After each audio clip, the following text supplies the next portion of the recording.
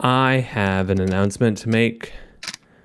Today is the beginning of the end of Endless Appreciation because I am well on my way to becoming the world's largest YouTuber. Star. All right. Can't wait. And I am unfortunately going to let it go to my head. I'm going to leave all my friends behind. I wonder how often that happens. I'm only friends with Mr. Beast and Peter McKinnon now. I'm just kidding. I wouldn't text Peter McKinnon back. Peter McKinnon's photos have gotten better over the years. So I wonder if it's him taking those pictures. Wow. I have no idea. Whoa. Yeah. No, we're gonna not accusing. God, you got to edit that out before you ruin my friendship with a guy that I don't want to know. Yeah. Listen to this. Ready? Okay, I'm ready. I listened to it. Yeah. Yeah, that sounds amazing. You know what that sounds way better than? The trash. Yeah. Okay. I think I might make a move. I texted you this already, but for people listening, to shooting only the Nikon ZF and pivoting away from Canon. You're so zany. I love it. Zany. Here's the thing. And next time you shoot with me, you're going to realize this. This is the most fun camera I've shot with that I can remember. I mean, it's very, very you gotta fun. try this. You gotta try this GFX that I've got. I think you're gonna really love it. Also, big fan. But for actual like autofocus and like the chaos and craziness of a wedding environment, you gotta have awesome autofocus. And this thing is just so fun. And here's the kicker. All right. I've been using a mounted adapted F mount, old Sigma 51.4, not even this is like pre-art series. This is the HSM 51.4. I shot with this for years and it performs beautifully on the ZF. So, people get this question a lot because I think in the early years when Sony was still up and coming, they weren't making a lot of their own prime lenses. And so people were creating adapters, autofocus adapters to like use them through their Sony E-mounts. And so there was this period of like 10 years where if you had something adapted, the underlying assumption was typically that, that hurt performance.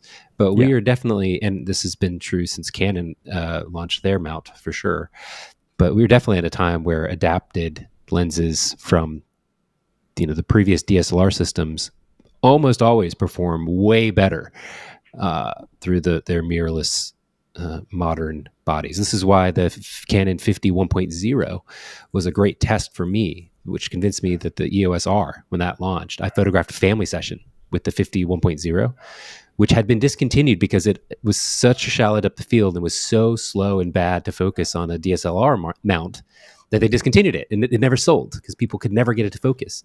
But that thing just sings on the RF mount. So Nikon has finally caught up, and whatever they've started doing with the Z9, Z8, and now ZF is definitely in that same camp. And again, I'm using this. I love that I'm using this like 15-year-old lens. I don't even know how old this lens is. I'm going to look that up. Wait, what lens do you have besides that one and the 40 millimeter? Because I know you liked the 40 millimeter 2.0. Yes. Yes. Right. So here's what's coming today. This will be the final, and I have a session later this afternoon that I'm going to really run this through. TechArt is an lens adapting company that makes autofocus adapters for Leica lenses. So the manual Leica lenses, the M mount, it creates autofocus. What the heck? Oh, okay. So Sam has, sorry for the odd whiplash interruption here for our audio listeners. Sam has installed Sonoma on his recording computer, and he gave a thumbs up, which then did a global animation, and a thumbs up appeared above him. Weird feature. If you do a peace sign, okay. I think it has to be both. I don't know. Yeah, there it is. Balloons. Oh, no. If you do, you can do death metal. Do a death metal sign, I'll turn on portrait mode to see how that works. No, failed to enter. Okay, this is so. Oh my god! Now we're just listening to Sam tech shoot. We're turning this off. Feature. Oh, sorry. So where was I? You've got Sigma, fancy RMFs. Other lens. So TechArt. I have two adapters coming. One is a M mount autofocus adapter that will mount to the ZF and enable autofocus on M lenses, and another one is EF mount. So my old Canon 24 1.4 EF mount lens. I'm going to see how that performs mounted to my Nikon. And that's what I'm bringing my session, my Canon 24 1.4 lens, which I love, and my Sigma HSM Art. Do you need to come back and... Sorry, it's not an art lens. It's just take back one of the Leica lenses that I have to practice? Yeah, eventually, but there's no huge rush for that. Okay, cool. No huge rush. I just have a YouTube video I'm planning on doing here, so, I got to make sure I got filmed that before it's gone or get it back, Fair. Because I'm a YouTuber, That's what's funny is the look and operation of the Nikon 50 1.2 that I've used a lot is great. It's fine. It's beautiful autofocus, really smooth, like fast, responsive, but it's just so big and heavy. And I think, there's nothing like I said, the performance of this old 51.4 is great. And I've always loved the look of those photos from that era of my shooting. So are you going to miss your 0.2 aperture? No, I never really missed that when I shot Nikon. That I always shot with the 58 1.4. They never had 1.2 lenses that were autofocus with the F mount. So yeah, I'll be fine without it. Now, there is, and just to put this out there for anybody that doesn't know, because most people seem not to whenever they bring it up, there does exist the Z mount 58 0.95 lens, which is a marvel. Beautiful. But it's manual focus only. I don't think people realize that. For such an expensive lens, everyone just assumes, of course, it's autofocus. No. It's manual focus only. So that is a very niche use case. And what's funny is nobody seems to own this lens, because you search for it on Google and then sort by images, and all you see are pictures of the lens. You see and then the sample photos Nikon had, you see almost no actual photographers that have photos of it, because I wonder it's a manual it's focus glass. 0.95. It's not in glass. I looked. It's not. Oh my God. Yeah. Do you know someone at Nikon? You do, because they sent you this thing. I don't know if they're going to loan me the $6,000. No, it's and not they've already finished their wave of it's not $6,000 release and promotion. It's $8,000. Sorry. Yes, okay. Well, can you give me his number? I'll ask him then. I have a YouTube channel now, so that's God. Oh, well, that's enough of that talk. No more YouTubing. I think it was meant to compete with that the Zeiss Otis. There's a 55 1.4 that was ultra sharp and really just technically superb. And I think Nikon wanted to be like, look, we can do that too, even better. There it is. There's my old gear review. Finally, I've been looking for everywhere. I think that this would be a beautiful addition to your camera bag, Sam. I have not been known to egg people on or to encourage them. I don't have the money to make reckless decisions. I don't have any money left anymore. I'm done spending money for months because Insight development is costing me too much. And wedding season's over.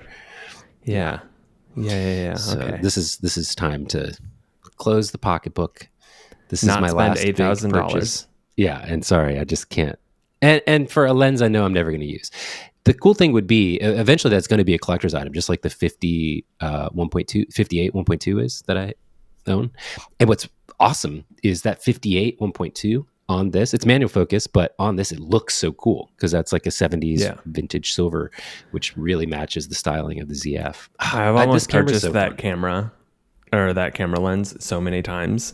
So when Sam let me... we'll get the 50 1.2. The 50 1.2. It's not as sharp, but it still has the vibes. The 50 1.2? Yeah. No way. Yeah. F mount 50 1.2. There's two different versions of it. I can't be trusted to learn these things. The Nikon... Well, here's a 50 1.2 manual focus for $279. Yep. I don't think that's it. Here's one that's new for $400. That's it. That is it. It's awesome. Yeah. Okay. So you're definitely going to buy this at that price point. It looks So cool. ugly I'll send you a link. 279. I want this ugly I don't know one. I don't know. That's probably the wrong version. But the one I just linked to you on Amazon is the right one, and I use that a bunch. It's very much was launched as a homage to the 58 1.2. It's just not technically as perfect and sharp. And the bokeh does render differently in a way that, it's all subjective, but people are like, whatever, it's not as good. Probably because it's just cheaper. But it's a great lens and it just feels very awesome and retro. Now, here's I wrote a review of it. I'll send you a link. Oh, Now, the big downside to this camera, if there is any, is that all these beautiful big buttons to change shutter and ISO, like the cool retro styling giant buttons. yeah. They're cool, but they're not actually practical for like fast shooting. And you can click them into a mode that you can then adjust the aperture and shutter using your normal thumb and index finger wheels, which is great. But then these just giant, massive buttons that take up a lot of real estate don't have any purpose. They just sit there looking pretty. And it would be so nice to be able to customize them into doing something else. So hopefully, They're so pretty. Look at them. Very pretty. Yeah. The other thing is I need to check out the flash situation because it needs a battery grip for me. And I don't know if we've talked about this, so I'll just mention it. Be very, very conscious if you're especially doing weddings or shooting for hours with a flash, typically during the reception. Very conscious of when you add a flash, how top heavy that makes everything. It adds a ton of strain on your wrist. And even though it adds more overall weight to what you're holding, adding a battery grip on the bottom helps center that gravity a bit and offset the top heaviness of most speed lights that you mount.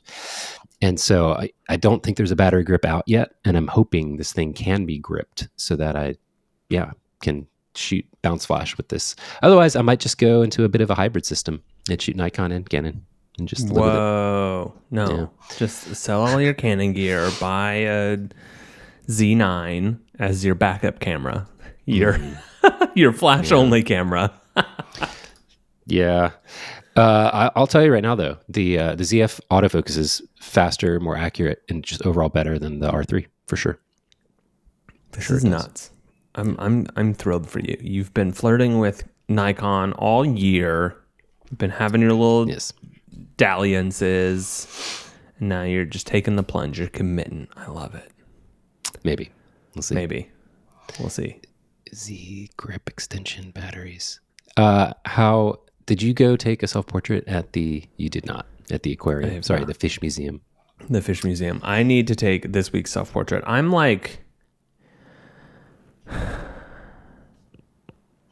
tired. I'm tired is what I am. Okay, so I got all my prints, right? From that I ordered during vacation. So I got all 582 prints or whatever I ordered, which was like 100 of my self-portraits and then 500 plus of all the work I've been making around Baltimore since I got here. Honestly, a little overwhelming to have them all.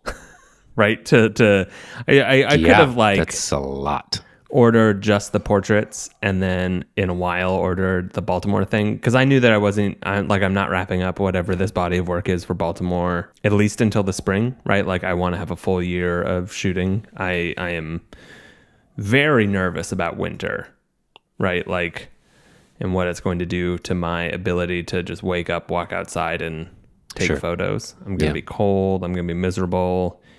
My long COVID situation can get worse when it's cold. Who knows?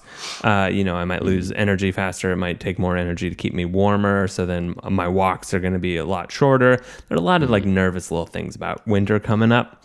And so I was like, I can work on projects. So I'm going to order all of these prints.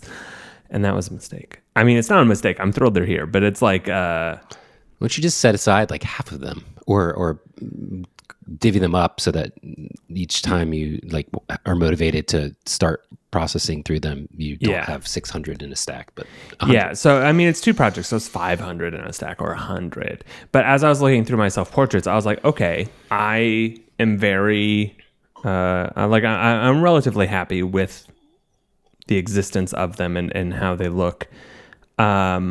but I've definitely gotten into a little bit of a slump. I wouldn't say a slump. Slump's not the right word. Routine. I've hit a technical proficiency for self-portraits, and I am like, I know how to set it up real quick. I know how to take it. I know I've got like the system down, and I need to break the system a little. Not a lot, just a little. And so I don't know what to break it on, right? You know, because some of my favorite ones are like a little bit more in-depth or a little bit more gimmicky, right? Like during June, I did a bubble self-portrait where I, sprayed a bubble gun over me with neon lights, and it's like a purple pink delight. Because of the bubble gun that was at that wedding that you shot at the end of May or beginning of June. You posted that photo of a bride in bubbles, and I was like, I wonder how much a bubble gun is. And then I looked, and turns out they're like $15. Yeah, not bad. You can buy a $50 bubble gun. If you're listening to this and like, what's a bubble gun? There are two different types of bubble guns. There's a bubble gun bazooka, which is just a big like 8-inch octagon of little holes that shoot out little bubbles, and then it has a small fan, and you just kind of attach a little battery to it, and it's dumb. But because America is a broken hellscape, there is also a like 50 caliber style minigun, like actual like pink minigun, that you can just look like you're committing war crimes, but instead you're blowing bubbles on a bride or something. Okay. Don't buy that one. Buy the tiny. Buy the bazooka. Intense. I know it sounds worse, but I promise it's better. So like, I purchased a thing. I did a little bit of effort in. I put forth effort in lighting and in like style and idea, and I like that result a little bit more. And so I need to like do that. And so I do need to like go to the fish museum and like take a self-portrait with a jellyfish, or that's a great idea.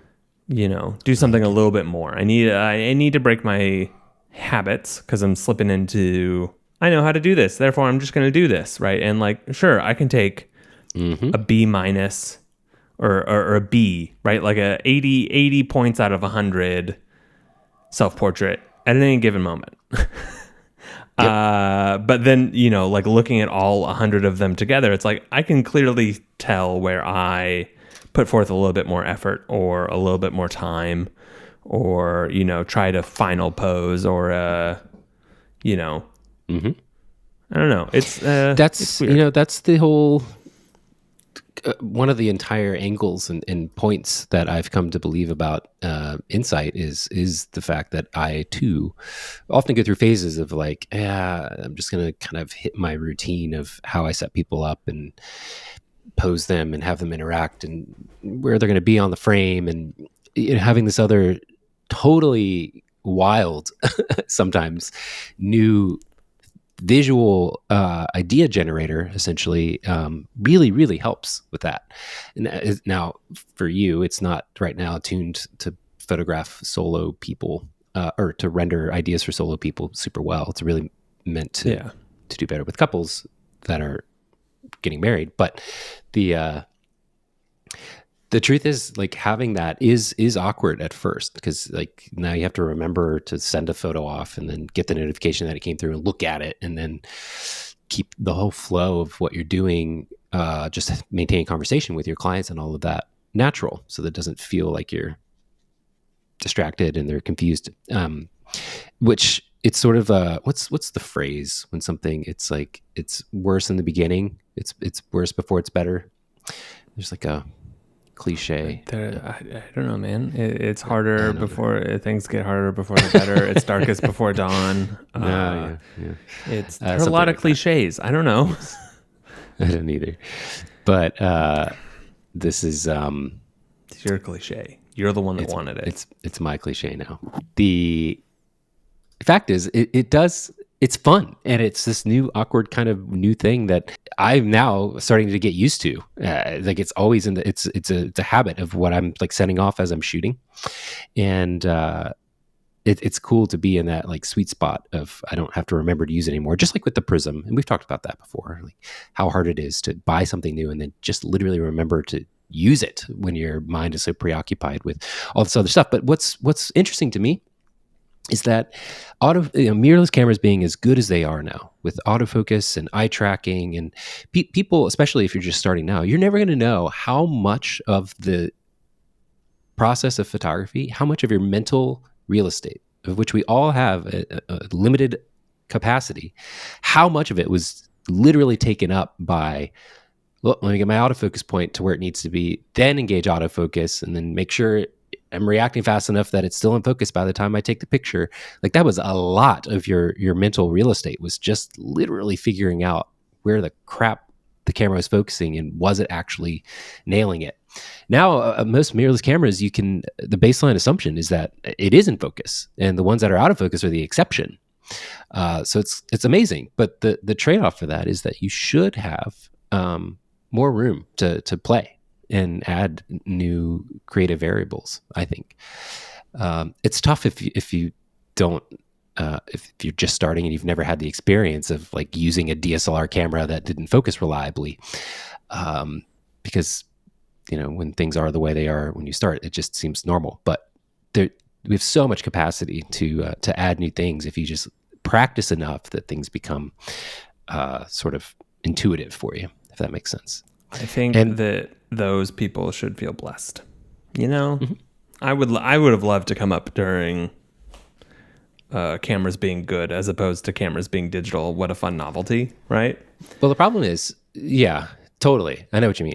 But the thing is, what the trap that I think a lot of people fall into is the same thing a lot of people that shoot film do, is that they do hit a point where, think about how much mental real estate in the process of shooting film went into keeping track of how many frames you have left and then when to swap out and having to even change film, right? Like every 20 frames or however many, or like that's crazy. How much of your background knowledge? 36. 24, whatever. Yeah, 36. Every 36 shots, you have to change film or have somebody do it for you. That's so much. And switching to digital freed all that time and real estate that you can now focus on other things. Hopefully, more just the core content of your work. Not saying there's not benefits to having that process slow you down in a lot of ways, but the thing is, when you get really used to it, changing rolls of film every 36 frames, I'm sure, was no problem at all. It just came naturally to you. And when digital came along, there was like a resistance from a lot of film shooters to do that because it didn't feel the same. They didn't have that intuitive set. They didn't know what to do with this extra like mental real estate, I don't think. And it's just so important to make sure that essentially you're always pushing yourself in a way that you're like slightly a little bit uncomfortable sometimes, so that you don't rest too much. It's like a balance, right? You need to know when to push. You need to know when to pull. And you also need to know when to chill. You gotta go in between. Sure. But also, God, mirrorless cameras, dynamic range is so good on them now. You almost really don't even need to pay attention to like what ISO you're shooting at, unless you're upwards of like 6400 plus. That's so freeing. I mean, you used to have to make such a mental calculus thinking like, okay, do I want to go over 1000 ISO? It's going to be a little grainy. 1600, it really breaks down on this sensor like that. You used to have to play that game a lot more than you do now. And what are we doing with all this extra mental freedom? I fear most people aren't applying it to the practical interactive stuff as much as they should be. So anyway, just my little rant there. I love it. Love that. Love a little rant. I don't know. So you're coming up on almost done for the year, right? Like you have like one or two more weddings this year, and then you're done for like 2 months, 3 months, right? Yeah. One more wedding, and then we've got like 23 on the books for next year.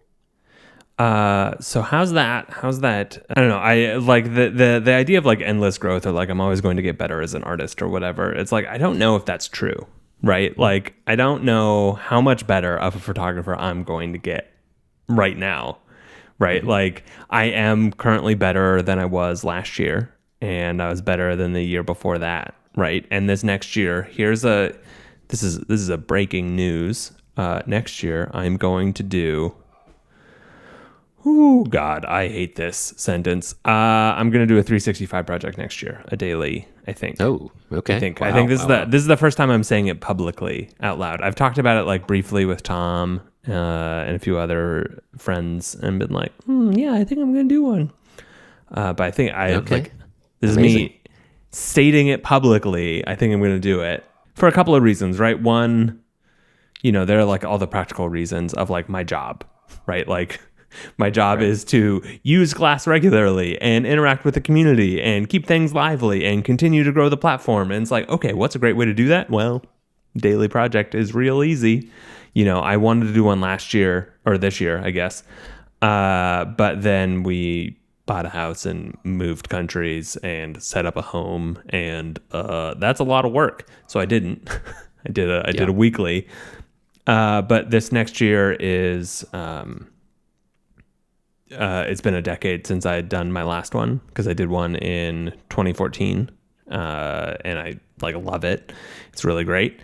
And so it's like, okay, maybe like once a decade is when I do a 365 thing, and that'll just be my thing until I'm dead. Which is how I signed off my YouTube video. So like and subscribe so you can see this face every Thursday until I'm dead. Nice.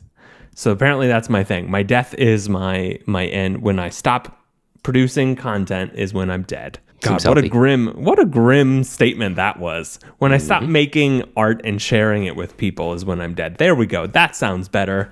So there are like these reasons on what the practical reasons of like, oh, it'll be good for Glass. Oh, it'll be good for me. It'll provide so much opportunity for additional content, right? Like I can make here's a January zine of all my favorite photos that I took during January. Here's the video of me taking my 365 project, the start of whatever, blah blah blah. There are a lot of like content creation and marketing reasons, but like the artist reason is like, I want to do it.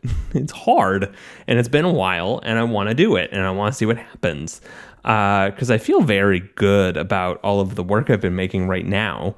But as I said, like that plateau is like, I don't know if it's bad, right? Like, I don't know if this plateau or this extra mental space needs to be used, right? Like maybe photography should just be a little easier sometimes. And that like... Yeah, that's fair. As much as I like to think and talk about like practicing so much that everything becomes second nature and intuitive for you and you don't have to like actively think as much, I do think there's a huge benefit to having gaps of time when in your shooting. So essentially resetting the clock a little bit. I experienced this a lot. Like I used to play guitar every single day, especially for like, the first 10 years that I played. It was like practice every day, just like I learned violin. You practice every day. That's like the bare minimum you have to do. As I grew up and life got busier and I had longer and longer gaps in my ability to practice and play guitar, I started to worry like, ooh, I'm losing my edge. Like my chops just aren't where they used to be. But that wasn't a bad thing. I would come back and have a very different kind of perspective. I would have forgotten about the old habits of rhythms or chord progressions or shapes of chords that I would always play every day because it's just what I would do every day. And I would literally have forgotten certain songs or certain habits that I would get into. My God, what you gave the thumbs up again? Doing? Sorry, Apple's everybody. The worst. Freaking. Okay. Steve Jobs would never. No, he would have. My theory is the reason MacBooks were so wildly popular right around like the 2003 era was because of the photo booth app, and families would just like gather around the photo booth and laugh forever about like the face stretching and all the funny effects that it would do. I'm pretty sure they were also beautiful. That moved at a time when things were ugly.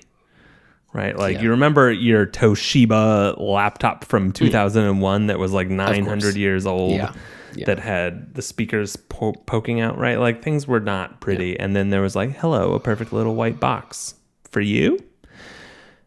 Yeah. It was actually the ad campaign, TBH. If we're being honest, it was the ad campaign. I'm a PC, I'm a Mac. That was like There's a lot of variables there, but and iPod. but I'm not a big fan of this gesture over. It's just so distracting and pointless. Like you can see that I thumbs up, and that's enough.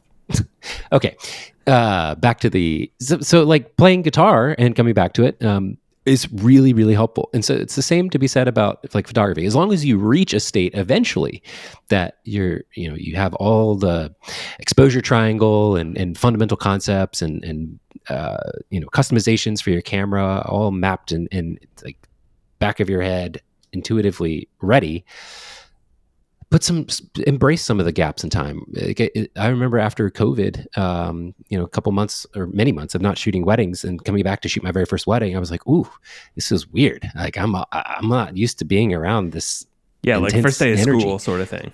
Yeah, and I ended up embracing that as much as I could because once you're on the other side of that, it's hard to stay fresh and excited about anything that you get really comfortable with. So that's my thing. And where I'm curious is the fact that 365 project forces you to push through the breaks and the resistance that you're going for. So I'm curious to hear what you get out of it or what you reflect on later. Has there been anything yet? It's not the end of this year, but has there been anything worth talking about with your once a week portrait? Yeah. Well, like I've been pretty close to daily shooting for the last 6 months, like more or less since you lent me the GFX. I was like, I'm in, let's go. And so, I'm shooting 5 or 6 days a week already. So I'm not super worried about like that part of it, but like the reason I love a 365 project is it's habit forming, right? You learn a habit, but you grow so much over a year of doing a thing, right? Like one of the favorite things that's popped up on Glass for the last couple of years has been people continuing their 365 project and doing a 720 or 730. Oh, wow. Yeah, 730. So the two that come to mind immediately, Tom Picasso and Marcus. I can't pronounce your last name. I'm sorry. He's Swedish. It's very northern Swedish sounding. There's one of the eyes with the double dots, and I don't know what to do with that. I'm sorry, Marcus. If you could send me an audio file of you pronouncing your last name, that would be very helpful for me. Thank you. I love you. But like their work has been incredible to watch over the last 2 years or almost 2 years now. You go back to your first 50 photos that you take during a 365 project, and they're bad. Right, like comparatively to the last 50 photos you take. First 50 photos are way worse than your latest 50 because you're just practicing the thing every day. You're developing a visual language. You're, like learning what you're looking for in the project and as you create things and what you're, like, are you looking for light? Are you looking for textures? Are you looking for straight lines? Are you looking for, and as you start to get into that rhythm and figure it out, you then focus on those things, you grow in them, you get better. I love that. And it's so like them continuing to do a second year is like the first year is like the practice, right? Of like, I'm good at this. I'm growing. And the second year has been like, I'm awesome. I mean, they're definitely not saying that about themselves. They're still like, whoa, I'm practicing, I'm growing. And I'm like, no, you guys are fucking great. But like that like growth that you get to see is like showcased in that second year. And so I'm killing it right now. Like I'm seeing very well. I feel very good about the work I'm making. I am in the state that I feel like I would be in at the end of a 365 project. Okay. And cool. So I don't know what to expect, right? Like the last time I did a 365 project a decade ago, it was because I had been burnt out on photography and set my camera down for years, right? Like I took maybe 200 photos from 2011 to 2013. So those 3 years, I took like maybe 100 photos. Like wow. as soon as I set down my camera to stop working professionally, I just didn't pick it up. And like that was also right when Instagram came out, and so I like lied to myself that like my little iPhone 3GS photos were me making art and I was doing things. And it's like, There are people that do that. I was not one of them, right? Like, remember when like a bunch of people got famous on Instagram because they like really didn't. It used to be like really frowned upon to post DSLR. Yeah, you can do it. Yeah, Hashtag iPhone only. Yeah, but then there was this whole wave of people who just started doing it anyway and not hashtagging, and then so there was this weird transitionary period where people were like, "Oh my God, your photos are amazing. These are on Instagram." Because the underlying assumption was that it was from an iPhone if they were on there, and then they weren't. Everything's about underlying assumptions, and you know what? To succeed in this world, you have to shift before those assumptions do. Nice. That sounded like something that someone in a dramatic movie would say that I'd fall asleep during an airplane. Like on an airplane, I'll finally watch this drama, and like someone would say that right as I drifted off to sleep. The secret to success. Yeah, it's like a bad Gordon Gekko quote. Really bad. So begins my life coach business. I'd like to. This is Black Friday is approaching. Dude, oh my God, I can't wait for you to become what you hate and just go full influencer. It's going to be beautiful. We can journey through that emotional turmoil together as I become a YouTube star that only hangs out with Mr. Beast, and you become an influencer. Yeah, so like there's like this. I don't know what to expect from this project, right? Like the idea is a little daunting, right? Because I'm busy, right? We do a lot at Glass. I do a lot in my life. Even when we started this podcast almost a year ago, almost happy 1 year anniversary. Hey. We recorded our first episode that never got released on December 3rd or 4th, something like that. How are we only on like episode 30 something in our release schedule? But I guess we recorded for like 8 weeks silently alone so we could become friends and that's true. Stop talking over each other. Yes. They were a delight. When I started that, when I was like, "Hey Tom, we're starting a podcast with Sam. It's gonna be great." He was like, "Do you have time for that?" And I was like, "I'll find the time." Right? And it's like, okay, well, I also just started a weekly YouTube channel, and the demands of my job haven't gotten any less. So I'm a little worried about that like time commitment, but it's also, this is the thing I care about, and it's easy to make time for things you care about. Totally agree. I was just looking through our episode stats, by the way. Can I tell you what is clearly going to be, I think, the top performing episode? Yeah, hit me. Nikon versus Canon. Yeah, we put that. Of course it is. Clickbait title in the. God, I hate when stuff like that works. Like, so one of the early videos that I'm going to make in the next couple of weeks is going to be called what we will and won't do for the algorithm. And so it's going to like, we will do dumb thumbnails. We will do inflammatory, thumbnails and titles, but we won't do this level of like just lying to you or pretending. Everyone wants everyone to be miserable with their choices, right? And so it's like all camera reviews are like, yeah, this 87 megapixel perfect full frame camera from Nikon, it's not very good. And it's like, no. All cameras rule. All lenses are amazing. Like, you don't.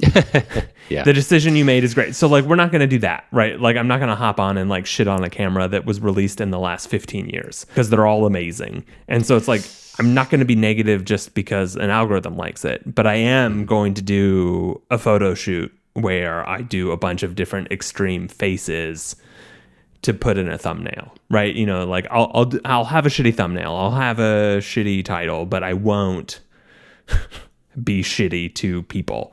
And so it's like, that level of like, what will we do? It's like, oh, dumb SEO tricks for titles. Yeah, I'll do that. Such as Nikon versus Canon, baby. So when you start seeing more of these clickbaity titles pop up on Endless Appreciations, know that we have not increased the amount of clickbait.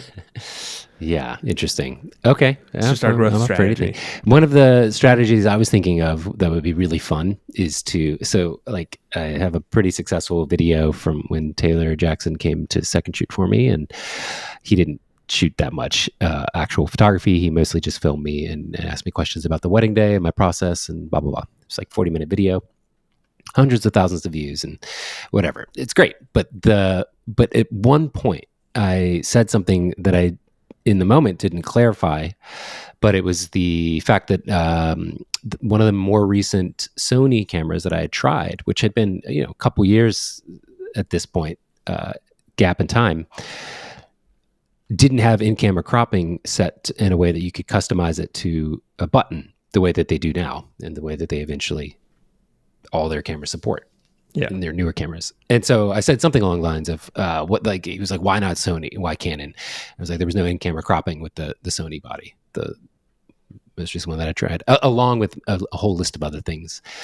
People don't remember, but there was a time when Sony didn't have really great, high quality native mount prime lenses. They released their 50 1.2 right around the same, like plus or minus a couple months, I'm pretty sure, as when Canon did their 50 1.2 for RF mount. And, so for years I tried Sony bodies, and it was always, like I mentioned earlier, having to adapt lenses to get it to work, or it was like their cheapy kind of 1.8 stuff. They just weren't all in on the pro level lineup. And there was also a time when their software and customization wasn't as fleshed out as it is now. And that was one of the big awkward things, was in-camera cropping wasn't seamless enough. But saying it in a way that wasn't that clear, I cannot believe the number of comments people. Sony is in-camera cropping. My body supports in-camera cropping, constant for months, and even now. The only reason it stopped is because I made a comment myself saying, "Does he know that Sony bodies have in-camera cropping?" And Taylor pinned it to the top of the comments so that people would see it.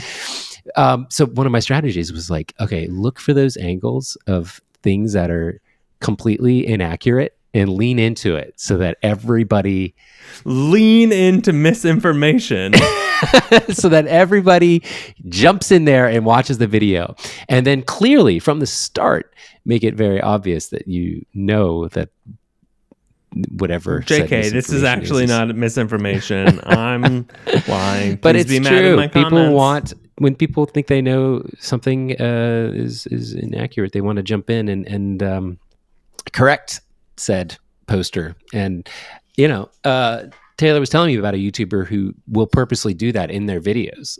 There's like a skateboarder or something who, in the middle of the video, like would put on, I don't know, the trusses or something inverted or backwards, just so that people that were watching would comment and say, "Hey, you did that wrong."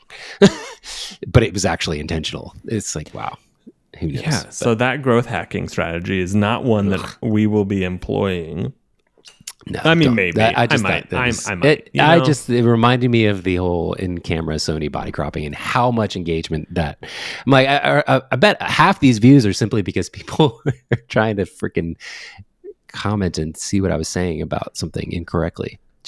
Anyway, doesn't matter. But it's amazing how that tends to be on the internet. I have personally started referring to Instagram as MailChimp if it only delivered 2% of your emails. That's good. And so, like, I think that's going to be my misinformation that I spread, is going to be about, like, oh, is this the new Instagram alternative? And then it's just my face being like, no, it's not. We're not an Instagram alternative. We're not going to. Nice. And those are different things. And then I'll make a MailChimp joke like that. So in 6 months, when you hear this joke on Glass's YouTube channel, like and subscribe. HTTP Glass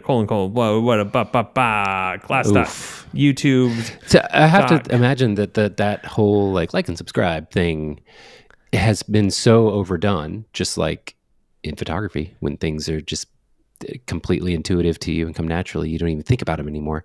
I feel like that is not an effective phrase to say, because people just listen right through it. It goes right through their.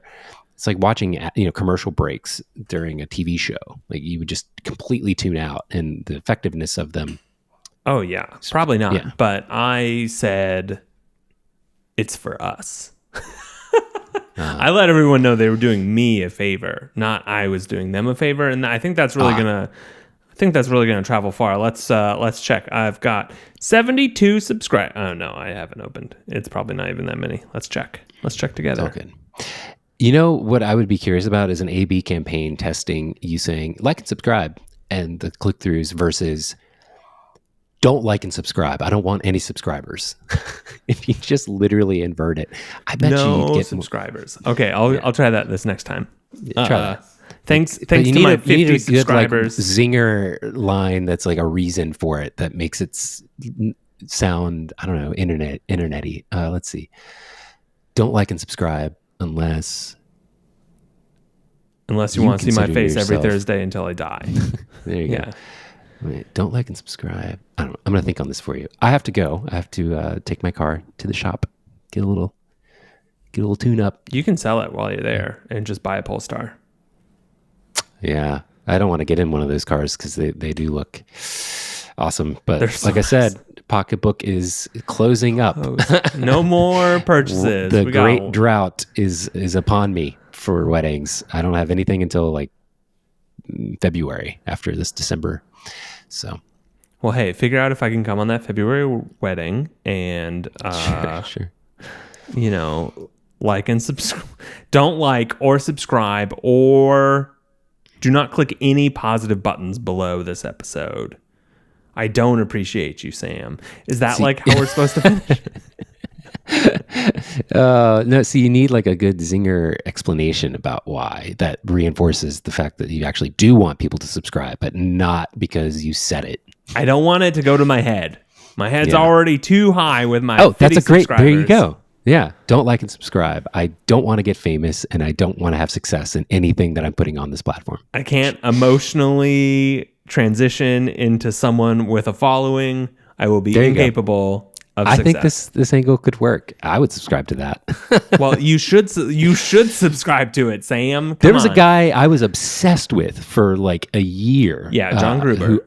I think it was another guy named John, and all he would do is film a clip of him drinking a bottle of water every day. He said nothing. He did nothing other than film this, and he would just drink bottle of water every day. It was amazing. One of my favorite yearly projects is there's a guy called Jonathan Mann. His name is Jonathan Mann. He's Song a Day Man. He's written a song a day every day for the last like 16 years.